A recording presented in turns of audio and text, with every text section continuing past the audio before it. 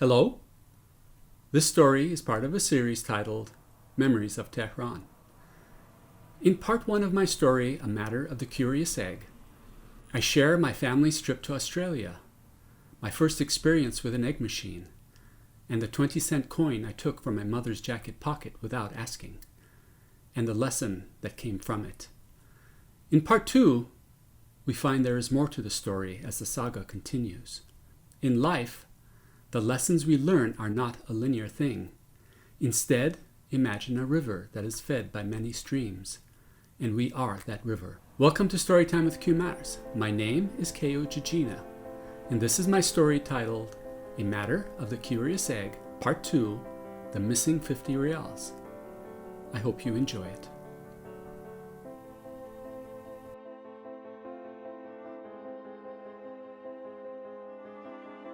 The bedroom brother, sister, and I shared in the Tehran Kuchibahman apartment was designed with the intention of being the dining and family room.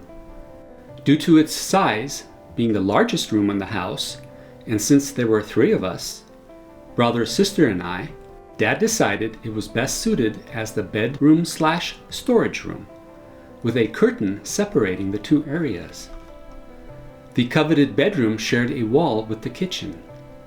The upper half of the wall was made of semi-transparent glass housed within a steel frame with an opening to pass food from the kitchen to what should have been the dining room. Not sure why a door was never installed. It might have had something to do with Iranian superstition. In our home, Mom used the pass-through as a yell-through window whenever she needed something or to stop brother and me from fighting. The apartment was plainly decorated and filled with a classic collection of hand-me-downs coming together to suit our needs. Brother's bed was assembled from 2 low-profile trunks pushed together and a mattress made from handmade quilts from outlying villages and woolen blankets carefully folded, finished with a sheet. The ad hoc mattress had a tendency to swell during the summer months, when they were no longer needed, and shrink in the winter when Mom parceled them out to keep us warm on cold winter nights. A chest of drawers and a cupboard were placed against the curtain to reinforce the imaginary wall. The classic 50s styling cupboard stood 5 feet tall on short, narrow 6-inch legs. The left half had a display shelf for our die-cast cars. On the right, a locking door with 2 shelves where brother and I kept our valuables, which consisted of our good toys and pocket money. The pocket money we kept in gift boxes the parents no longer had any use for, like Dad's Old Spice or Mom's perfume. One morning after breakfast, I was in the bedroom playing with my Lego set, building a fortress. When the yell-through window opened, it was Mom. "Kayo, come to the kitchen, right now!" As I approached the entrance to the kitchen, the duo, mother and brother, stood facing me. Mom came straight to the point. "Brother says he had a 50 rial note in his money box, and it is missing." 50 rials were the equivalent of 50 cents, but had the buying power of $5 in Tehran. "Do you know what happened to it?" Following the Australia egg machine incident, those types of questions were commonplace. By Mom's rule, I was guilty until proven innocent. Unable to afford suitable counsel, I was left to defend myself. "Why should I know what happened to his money? Brother probably misplaced it. Why don't you ask him?" The defense countered, "You took it, didn't you?" My radar went up. Somewhere over Tehran, the alarms were sounding as enemy aircraft approached. "No, I did not. Why would I take his money? I have my own." "Did you check to see if maybe he misplaced it somewhere?" Turning to brother, I asked, "When did you see it last?" Mom jumped in before brother could respond. "Don't lie to me. I know you took it. You stole his money. I hate it when you steal." "Mom, I told you I didn't take his money." I was beginning to get frustrated. Turning to brother, I hoped I might get a response before Mom cut me off again. Where was the last place you saw the 50 rial? Brother edged in with his words. It was in my money box, in the cupboard, and it was gone this morning. I know you took it. Stop lying, or I'm going to punish you, demanded Mom. I didn't take anything. If brother lost his money this morning, that means it's probably still in the house. Why don't we look for it instead of blaming me? Maybe we can help brother to find it. I can't trust you. You're a thief, came Mom. Dad was at work. When Mom got like this, she could not be reasoned with. I tried one more time. Mom, did you even try looking for it? I don't have to. I know you took it. Frustrated, I left her room. I walked into the bedroom towards the cupboard where brother said he saw it last, and opened the door, careful not to disturb brother's personal items. Doing so would have opened another can of worms.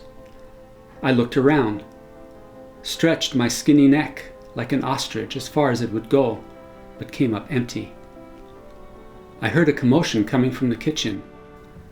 I turned in the direction of the yell-through window. I saw brother's head peeking through for a split second before Mom abruptly shoved him aside and the yell-through window slammed shut. Thinking nothing more of the yell-through window incident, my focus returned to the search.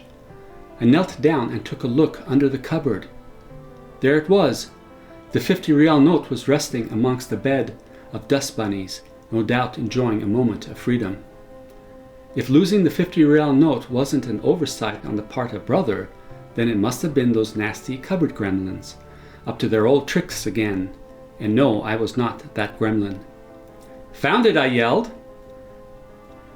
Looking up and noticing the window was still closed, with the 50 rial note outstretched in my hand, like a pink elephant for everyone to bear witness, I walked into the kitchen. Here, just like I told you, brother dropped his money on the floor and you were blaming me for nothing. Vindicated, I waited for an apology. You stole it, said Mom. I saw you stick it under the cupboard. Make it look like brother dropped it there by accident. We were watching you. If the stupid boy had not stuck his head in the way, I would have... Mom stopped herself mid-sentence.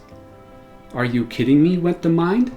It never occurred to me brother and Mom remained behind in the kitchen to spy on me, only to flub it up. I did no such thing. It was right there. If you were looking through the window, as you said you were, then you would have seen it for yourself.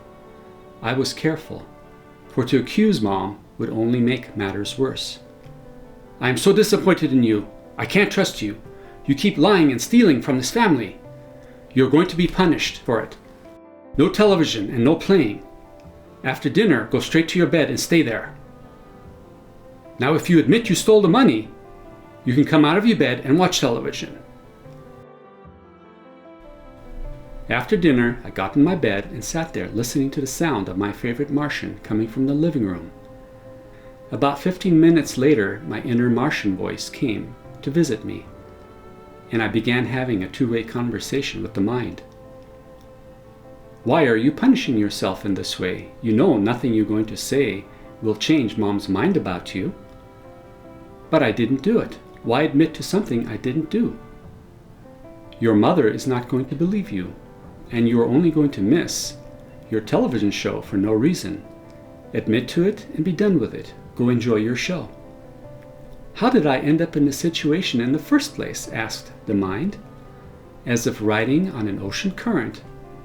Dad's words from the Australia incident came to me. Son, if you steal even one time, if anything goes missing, they will think it was you. They will accuse you, blame you, even if you did not do it. Dad had been right. But if I admitted to something I did not do, wouldn't that be the same as lying? In the long run, wouldn't it make matters worse between Mom and me?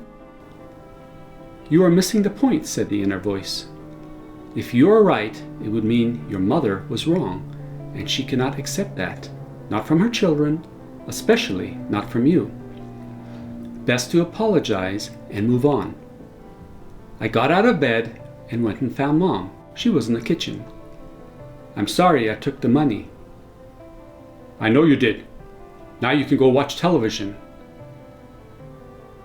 Shortly after the 50 rial incident, our piggy banks fitted with latches and locks. This was not quite what I was expecting, but oddly enough, I saw the benefits. If brother were to lose his money once again, it might be a little more difficult for mom to point the finger at me. As the patterns of punishment with mom continued, I began to ask a question. Why was this still happening to me, and what did I need to do to break out of the cycle?